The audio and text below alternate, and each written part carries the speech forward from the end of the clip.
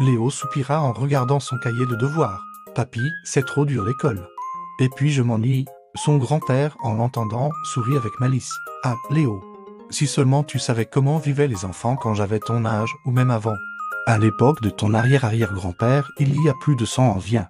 Je vais te raconter une histoire, un voyage dans le temps. Imagine une salle de classe bien différente de la tienne. Comment ça, papy? Pas de chaises en plastique colorées ni de tableaux blancs. À la fin du 19e siècle, les enfants s'asseyaient sur de longs bancs en bois. Derrière de grands pupitres, sur chaque pupitre, il y avait un petit trou pour l'encrier. Un pot rempli d'encre violette pour écrire. Les écoliers trempaient une plume en métal dans l'encre. Il fallait faire très attention pour ne pas faire de taches pour s'entraîner. Il utilisait une ardoise et une craie. C'était bien avant l'invention du stylo bille. Et il faisait froid? Demanda Léo. Oh oui, au milieu de la classe. Il y avait un gros poêle à bois ou à charbon qui chauffait toute la pièce en hiver. Expliqua Papy. Les enfants ne portaient pas de jolis pulls, mais une blouse. Une sorte de grand tablier noir ou gris.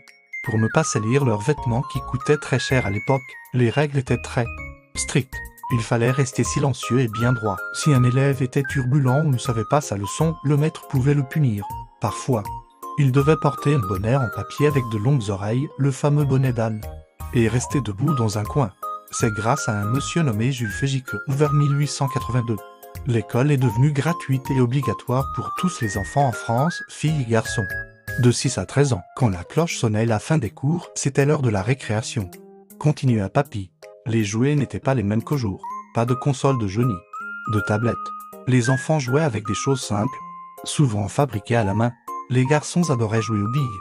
Ils les gardaient dans un petit sac en toile et s'affrontaient dans des jeux d'adresse. Il y avait aussi la toupie qu'on lançait avec une ficelle. Les filles, elles, aimaient beaucoup la corde à sauter en chantant des comptines. Ou le jeu des osselets. Ce jeu très ancien se jouait avec 5 petits os de mouton qu'il fallait lancer et rattraper sur le dos de la main. Papy prit un air plus sérieux. Tu sais, Léo, tous les enfants n'avaient pas la chance de passer leur journée à l'école et à jouer.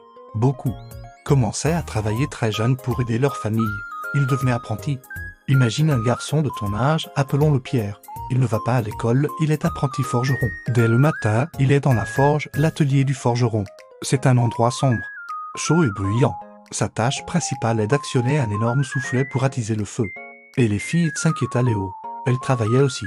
Une petite fille, appelons-la Marie, pouvait être apprentie potière. Elle passait ses journées les mains dans l'argile, à apprendre comment la pétrir et la centrer sur le tour du potier. Léo resta silencieux un long moment en pensant à Pierre le forgeron et à Marie la potière. Il imagina la classe froide, l'encre qui tache et le bonnet d'âne. Alors, papy, dit-il finalement, ça veut dire que j'ai de la chance d'aller à l'école aujourd'hui, avec mes feutres de toutes les couleurs, le chauffage et le droit de jouer après les devoirs? Son grand-père lui fit un clin d'œil. Exactement. Mon garçon, la vie des enfants a beaucoup changé. Chaque époque a ses défis. Mais c'est vrai que vous avez une chance incroyable aujourd'hui. Léo sourit et secoua la tête. Il prit son stylo, bien décidé à finir son travail.